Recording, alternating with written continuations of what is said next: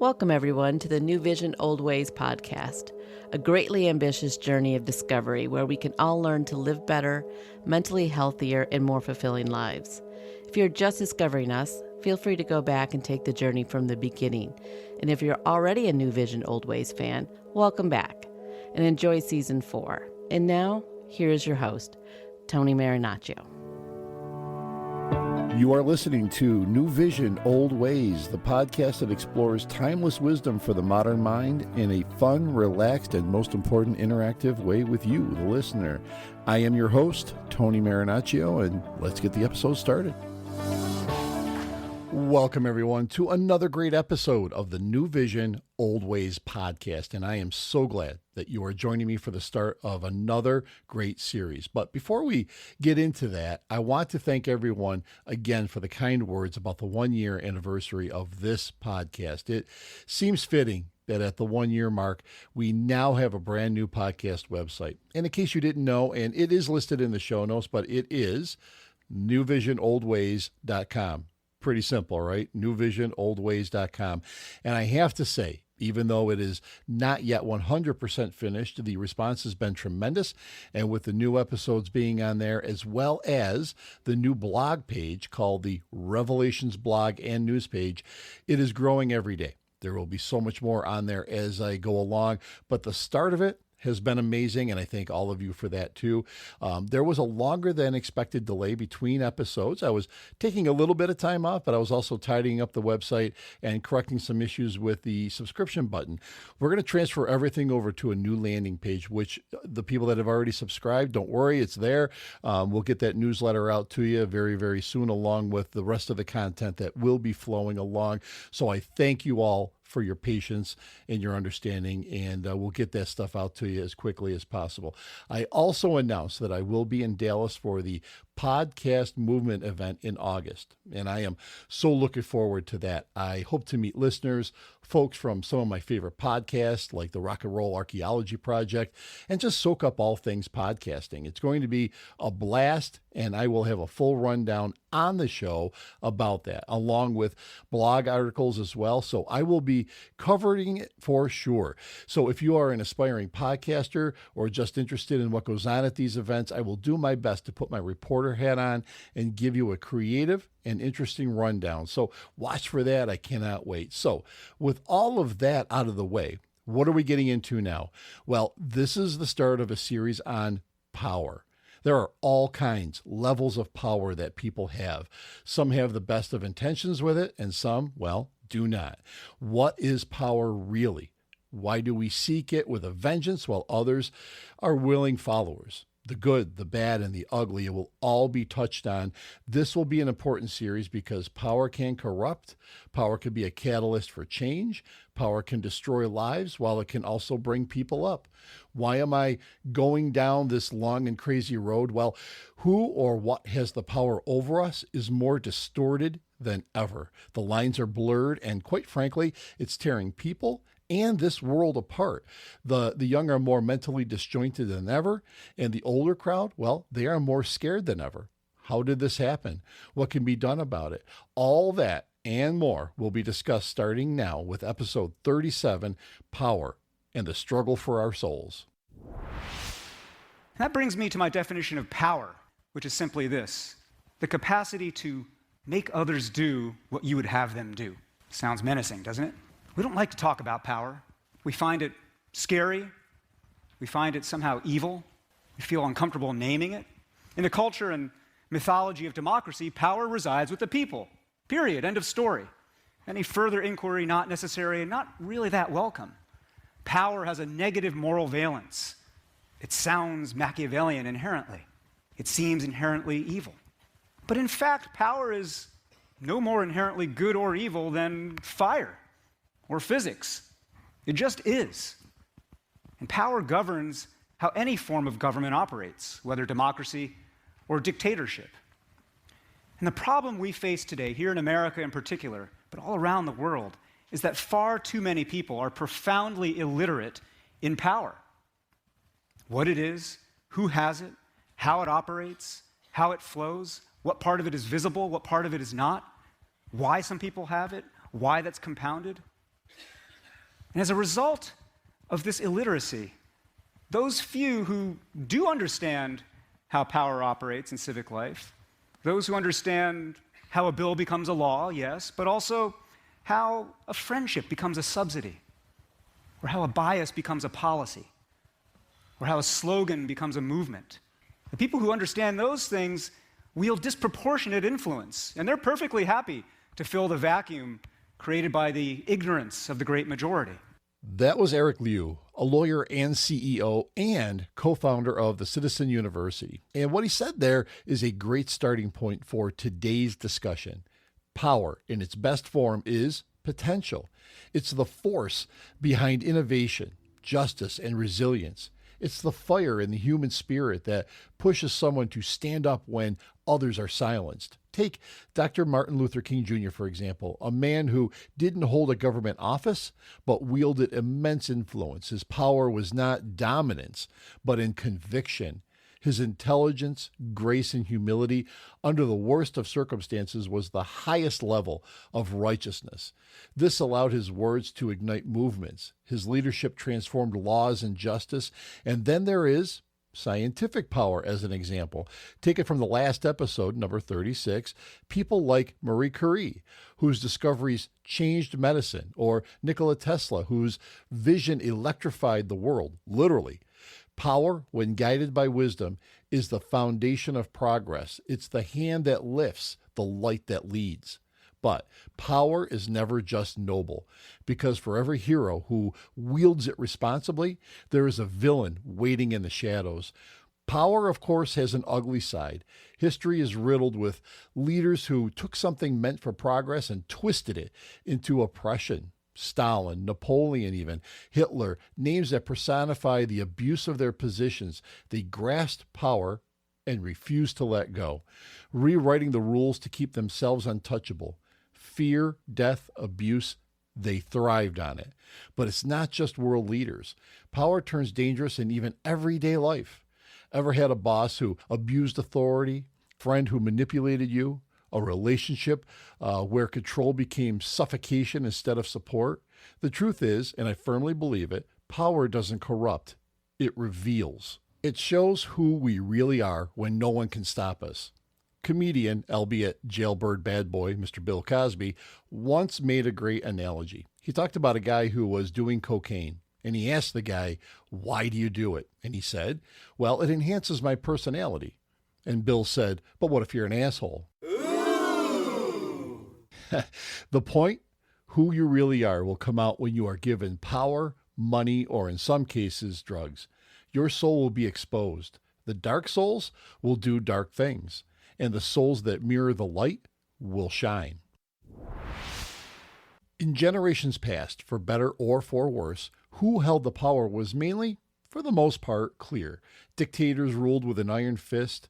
Presidents had the ear of the country at all times. But even more personal to us, parents, teachers, bosses, friends, all had power and influence over us. But now, the power can be wielded from behind a computer with a face that we may never see, hear, or communicate with on any real human level. Certain young people are not sure what gender they are supposed to be because of social pressure from groups they will never get to know personally. People in their 20s and 30s have no idea how to live life properly because they were so mentally pulled apart by nonsense online that real life is nothing but one fearful and frustrating moment after another. Older folks can be led astray as well by a 24-hour-a-day media cycle that can push a person into madness if they let it. How did this happen? How did the lines of power, leader, follower get so blurred? Why have we let the agenda media control the narrative when we are the narrative? We are living the real narrative, and yet we let certain politicians and media outlets tell us what we are seeing isn't the truth. They tell us that we are all racist, when clearly we are not. Does racism exist? Of course it does. But Oprah and Ashton Kutcher and Robert De Niro have no right to tell me or anyone what we are supposed to believe about ourselves. So I ask, who or what is controlling us? Why are so many willing to give into false narratives and die on that hill, even when that hill is clearly not worth dying on? Could it simply be that if someone says it enough, it must be true? Can we really be that short-sighted? Do we lack the courage to stand up for what we know is the truth simply because a few shout louder? Humans are at a critical juncture, with technology biting at our heels 24/7, with a never-ending media cycle that could blow up anyone's mind. How do we navigate not only through this, but right the ship? Because in all honesty, the ship is severely damaged, and if the holes are not patched soon, future generations will get weaker and weaker, more dysfunctional and easily manipulated. Ever felt overwhelmed by life's chaos? Marcus Aurelius, a Roman emperor and Stoic philosopher, once said, "You have power over your mind, not outside events. Realize this, and you will find strength." This simple yet profound idea reminds us that our reactions are within our control. Next time you're stressed, remember, focus on your mind, not the situation. This is the essence of Stoic wisdom. Power isn't always found in governments or corporations. Today, it can hide behind pixels, behind algorithms, behind flashing screens that can shape every waking moment if we let it. The media machine, a system that runs not on truth but on engagement, doesn't seek to inform, it seeks to control emotion. News isn't delivered, it's engineered for maximum reaction. Fear gets clicks, outrage boosts ratings, and division drives profits. There are so-called self-proclaimed influencers behind every curtain. They are the ones that can, with the weak-minded, shape opinions, trends, and ideologies. The viral post, the controversial take, the illusions of authenticity, crafted to manipulate, not to enlighten. All warps minds, deteriorates common sense, and pushes people to act irrationally, when in reality, most of them cannot fully explain actual facts about why they are doing what they are doing. They are so willing to use terms like fascist and racist and privileged, and when asked for examples of what they mean, generally cannot give those examples or explain any details in any sensible way because there is no sense to it. It was just fear-mongering. What was the point of idiots keying Tesla cars owned by people that had nothing to do with any decisions made in government? What was the point of rioters in 2020 throwing pre-placed bricks through many times black-owned businesses? What was the point of universities allowing outside agitators to come on campuses and put immense fear into innocent Jewish students who were just trying to learn? Those things happened, and in some cases are still happening for one reason: fear is control, especially if at the same time law enforcement is ridiculed and defunded. Seems like a coincidence, doesn't it? And then there's us, the consumers, conditioned minds. The longer we absorb the barrage of agenda media, the less we question. The more we scroll, the more we surrender, and soon our thoughts are not our own anymore. Sound anything like COVID? As I mentioned before, we were so controlled during COVID that we were made to feel guilty for just questioning what we were being told. Doing your own research was ridiculed, mocked, laughed at. How dare we question the lunacy before us? Follow the science, we were told, when no science was there to follow. And the effects of the vaccines? Well, ask Billy Joel how he's doing today. A musical icon of mine, love Billy Joel, but a staunch supporter of the vaccines, now suffering from a brain illness specifically brought on by, you guessed it, the COVID vaccines. I wish Billy well, and I hope he has a full recovery, but what a tough way to learn that taking fairly untested drugs of any kind, for any reason, can lead to serious consequences. Probably should have questioned the situation a bit, Billy. There is a silent, steady war being waged for our minds, our attention, and our soul. The constant bombardment of information isn't making us smarter, it's exhausting our ability to think critically. Our attention spans are shrinking, discernment is eroding, our judgment is cloudy at best most of the time, and emotional reactions replace logical reasoning. It is my belief that modern consumers struggle to detect misinformation on any level, not because they aren't educated, but because they have been trained to react instead of analyze. This is power at its most insidious. Not the kind that kicks down your door, but the kind that creeps in quietly, rewiring how you think, speak, and see the world. In the last series, I spoke about dopamine at great lengths and the rise of dopamine-driven content. Short-form videos, clickbait headlines, endless notifications. It's rewiring our brains for addiction, not awareness.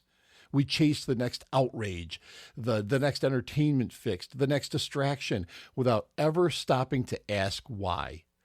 Let me ask you, when was the last time you sat with your own thoughts, without a screen in front of you? When did you last choose a belief instead of absorbing one?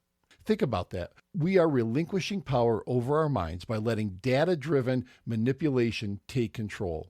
It's a kind of soul targeting, a psychological warfare wrapped in dopamine hits and infinite scrolls.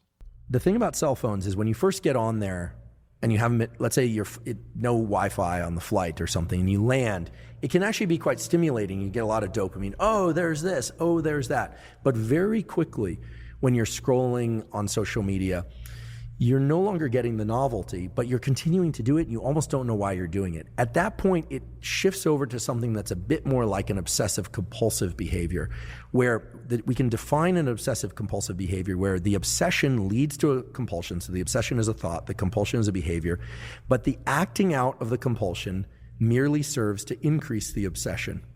Right? This is very different than being obsessed with food or obsessed with cleanliness. There's no payoff. Right, exactly. There's no anxiety relief by carrying out the compulsion. With OCD behaviors, like scrolling social media, the dopamine quickly wanes, and then you find that you're just and we've all been there, you're scrolling, you're like, why am I doing this? This isn't that interesting. This isn't that interesting. Now, the algorithms for social media are very clever, and I don't want to demonize it. Provide a lot of my life is spent on, on social media now, but in the algorithms that they've incorporated function on the most powerful way to keep people doing a behavior, or an animal for that matter, is intermittent random reward, or random intermittent reward, that you don't know when you're going to hit the jackpot. So you're scrolling, and then you see something.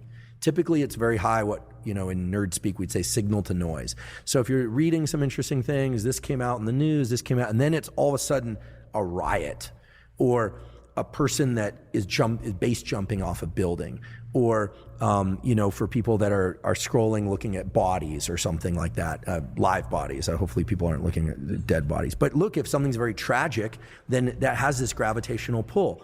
And then what happens is you start getting the system working for that next dopamine hit that you don't know when it's going to come. It's just like gambling.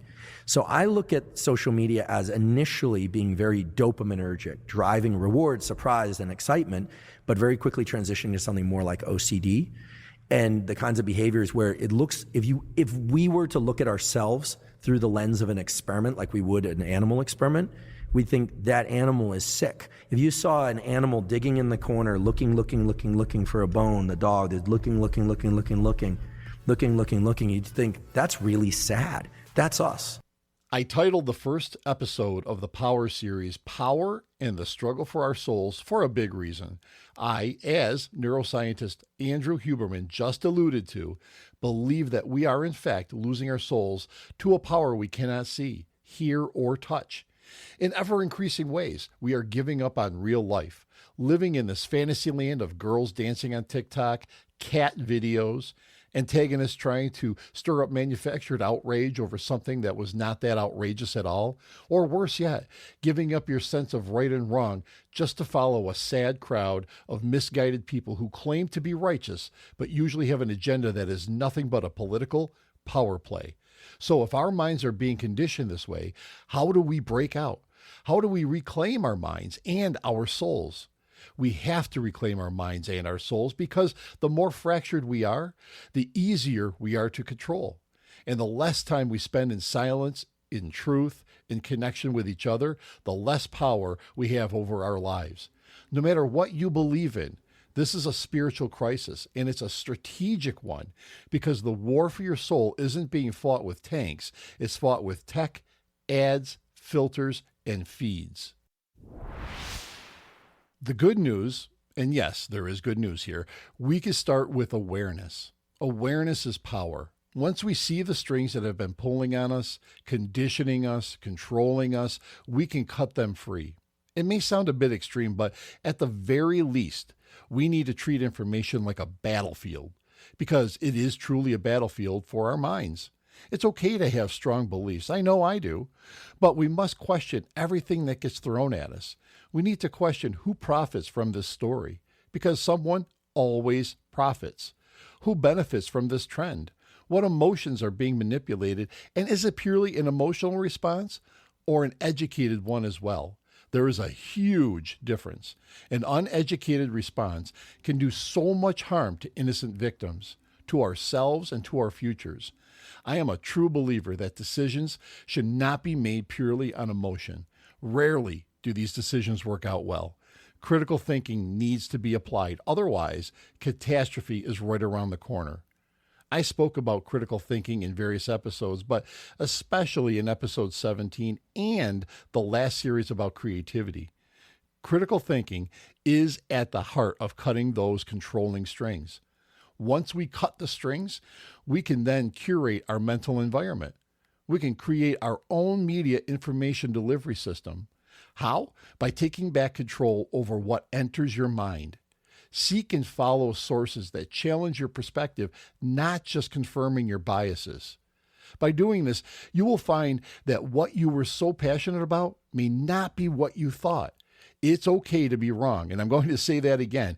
It's okay to be wrong. It's okay to realize that there is information you may not have known or were so blind to see when your mind was being controlled. It's okay to take a step back and see it from a different perspective.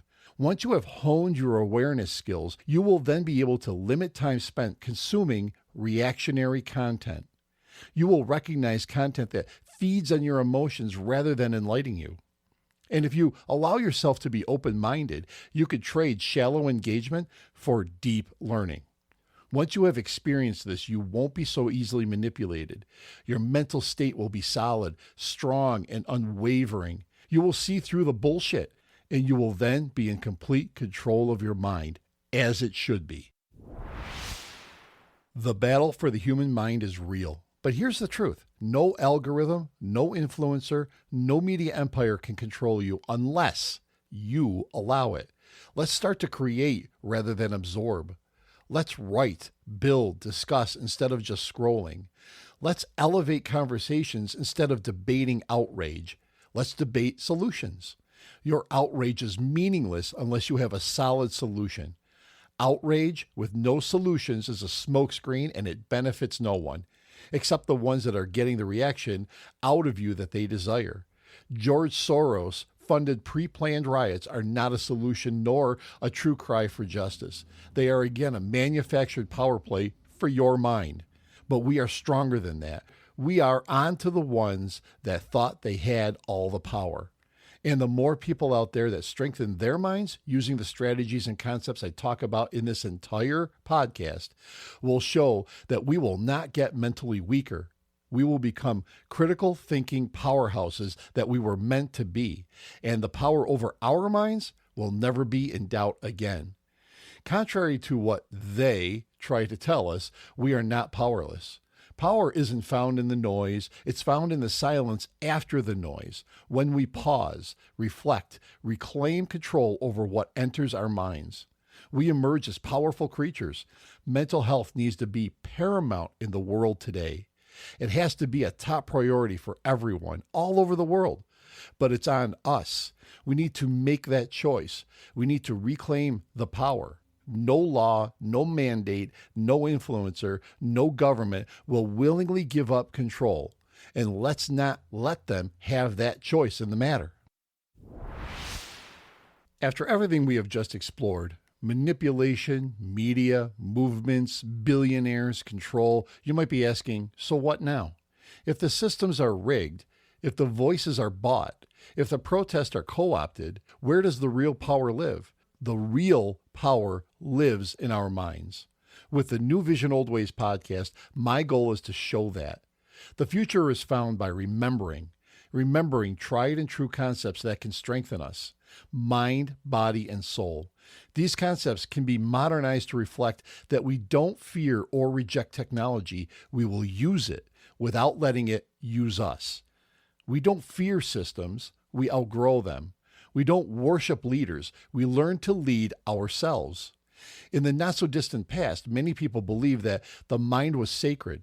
The physical world around you was the teacher. Human spirit was revered. Community wasn't optional, it was survival.